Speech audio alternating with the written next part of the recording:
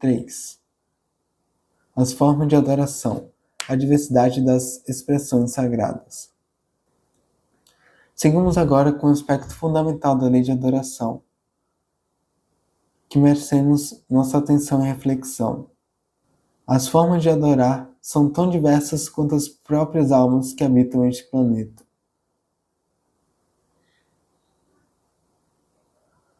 Muitas vezes, quando falamos em adoração, o que vem imediatamente à mente são imagens tradicionais, de gesto de oração, o olhar dirigido ao céu, as plantas proferidas em templos, os ritos que nos foram legados. E isso é válido porque a cultura e a história moldaram diferentes maneiras de expressar o sagrado. Porém, o universalismo nos convida a olhar mais além das formas exteriores, pois a verdadeira adoração, essa que eleva o espírito e coloca em sintonia com Deus, não depende de rituais, nem de plano, nem de palavras, nem mesmo de ambientes específicos. Ela depende, sobretudo, das vibrações interiores. E essas vibrações podem surgir das mais diversas expressões, muitas vezes muito simples, mas carregadas de significado profundo. Por exemplo, quando você olha para uma flor e sente reverência, esse instante é a adoração. Quando você se cala diante de uma paisagem imensa e sente seu coração expandir, esse silêncio é uma prece, é uma adoração.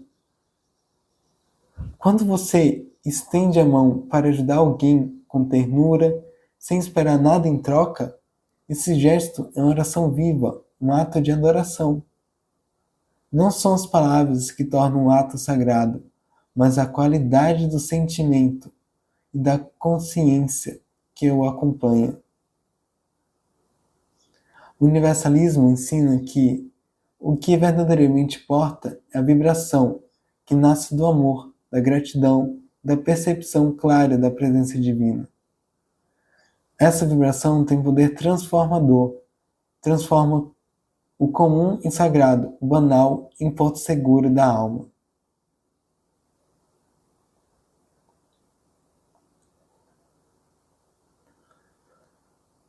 Vamos refletir juntos. Quantas vezes nos sentimos distantes da adoração porque pensamos que não sabemos rezar, ou porque não temos tempo para rituais? É justamente aí que reside a beleza dessa lei. Adorar não é um ato exclusivo de templos, nem um privilégio de palavras decoradas. É a alma que se dispõe a reconhecer o divino em cada momento da vida. A verdadeira religiosidade, então, é a capacidade de cultivar uma atitude de reverência constante, uma entrega silenciosa e sincera, uma gratidão permanente. Essa é a essência da adoração segundo o universalismo. Cada olhar atento, cada sorriso fraterno, cada gesto de amor tem um valor diante de Deus. Por isso, nossa prática espiritual deve ampliar seu campo, para que a adoração se torne um estado de ser, e não apenas uma atividade pontual. É aí que o espírito progride, porque aprende a viver em sintonia constante com o princípio divino. E mais, a diversidade das formas de adoração respeita a liberdade de cada espírito. Deus não impõe um modo único, rígido, de manifestar a nossa conexão com Ele. Pelo contrário, a lei de adoração se harmoniza com a lei do amor e a lei da liberdade, reconhecendo que cada alma deve encontrar sua própria linguagem sagrada. Essa pluralidade enriquece a experiência humana e espiritual. Quando nos abrimos para essa diversidade, deixamos de julgar o que é mais correto e o mais válido, e passamos a reconhecer que cada expressão verdadeira de adoração é uma ponte que nos liga a Deus. Uma ponte construída com tijolos do coração, da sinceridade e do amor. Assim, ampliamos nossa vibração e aprofundamos nossa prática, permitindo que a adoração se torne um caminho de constante renovação interior.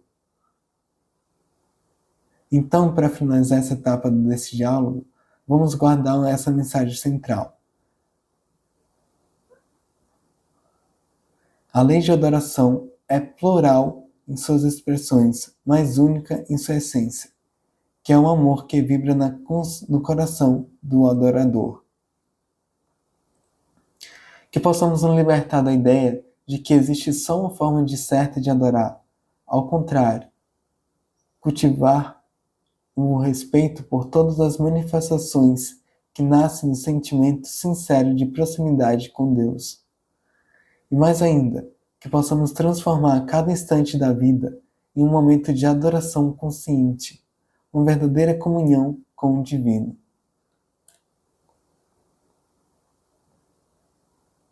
Vamos ver o Livro dos Espíritos, questão 654.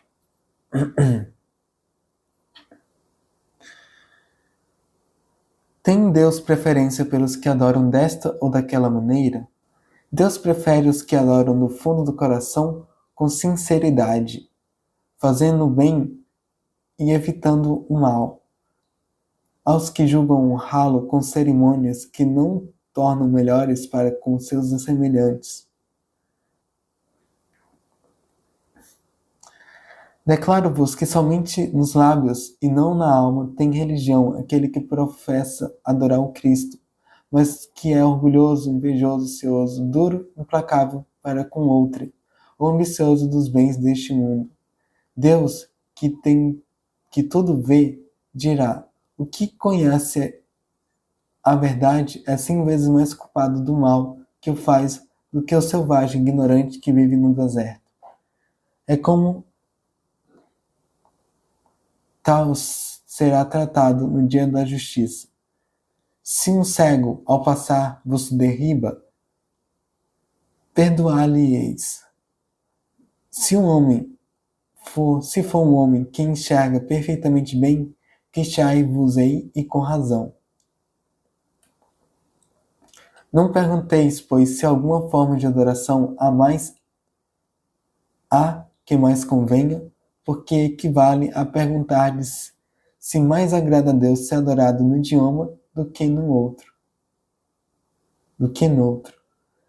Ainda uma vez vos digo, até ele não chegam os cânticos, senão quando passam pela porta do coração.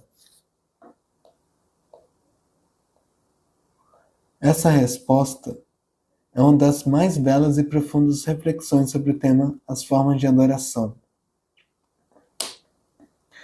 A questão trata da diversidade das formas de adoração e se Deus teria preferência por uma ou outra. As formas de adoração são várias. A resposta é clara: Deus não se impressiona com formas exteriores, mas com a verdade interior do coração. De nada adianta adorar com os lábios e trair com o comportamento. A verdadeira adoração não está nas palavras, no idioma, nas cerimônias, mas sim na pureza do coração, na humildade e na transformação interior.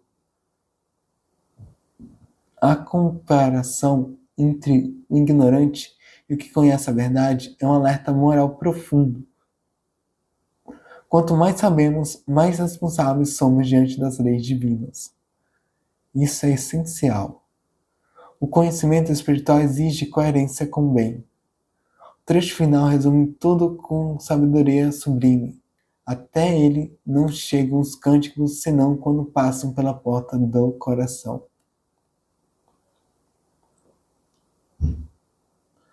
Assim, a verdadeira forma de adoração é a que nasce da sinceridade, do sentimento puro e do esforço real de melhorar-se. Não importa o rito, a língua ou o templo, importa se o coração é templo vivo da esperança divina. Essa é a essência da lei de adoração. Vamos ver uma história. O lavrador e o silêncio da manhã. Em uma região rural vivia um homem simples chamado Miguel. Todas as manhãs ele acordava antes do sol nascer, calçava suas botas e ia sozinho cuidar da terra. Não frequentava templo algum, não fazia longas orações em voz alta. Mas antes de pegar a enxada, ele se ajoelhava na terra úmida e fechava os olhos por alguns instantes. Em silêncio, ele agradecia a vida, ao solo, à chuva e ao sol que ainda viria. Depois, se levantava e começava seu trabalho, cantando com serenidade, espalhando cuidado por onde passava. Um dia, um vizinho curioso lhe perguntou: Miguel, por que você nunca vai à igreja? Ele sorriu com doçura e respondeu: Porque, meu amigo, eu já estou nela. Todo dia, quando agradeço a terra e sinto Deus no vento, no milho crescendo e no silêncio do amanhecer, é aí que eu o adoro. Mas você não reza? Rezo sim, mas com as mãos, com suor, com os olhos atentos à beleza das coisas e com o coração sempre aberto a Deus. Meus amigos, essa breve história nos fala com delicadeza sobre a verdadeira natureza da adoração. Miguel, o lavrador, talvez não saiba definir o que é espiritualidade com palavras elaboradas, mas ele vive a essência da comunhão com Deus. Ele nos mostra que adorar é um estado de alma e que os gestos mais simples, o silêncio da manhã, o cuidado com a terra, a gratidão espontânea, podem ser formas legítimas, puras e poderosas de adoração, porque não é a forma da oração que importa, e sim a vibração do coração que ora. O universalismo ensina que a verdadeira religião está no sentimento, e que Deus manifesta onde há sinceridade, amor e reverência à vida. Miguel não precisava de altares esculpidos, porque havia transformado sua consciência em altar. Ele nos recorda que podemos adorar a Deus onde estivermos, em qualquer lugar e como formos capazes, contanto que façamos com verdade, humildade e amor. Que possamos, como Ele, enxergar o sagrado em tudo o que nos rodeia e transformar a nossa própria vida em uma prece viva. 4. O perigo dos excessos e das formas exteriores.